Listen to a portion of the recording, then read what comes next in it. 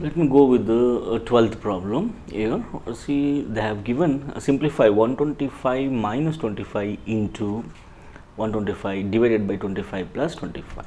Right, let me write down this 125 minus 25 into 125 that divided by 25 plus 25.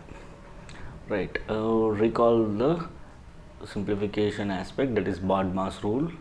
Right, bracket of division, multiplication, addition and subtraction. Here there is no bracket and as well as no of, only division, multiplication, addition and subtraction is there. So you need to concentrate on order of operation, right? Order of operation. Here first thing is we need to go with the division. The step will come like this: 125 minus 25 into this we need to do. 125 divided by 25 is nothing but 5 plus 25.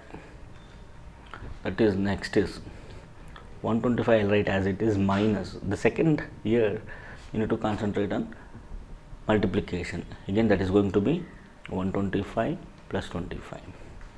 Now simultaneously you can do the last operation, that is addition and as well as subtraction. There 125 plus and 125 minus, so this will be cancelled at 0, it will become 0. The remaining number is 25. The answer is 25.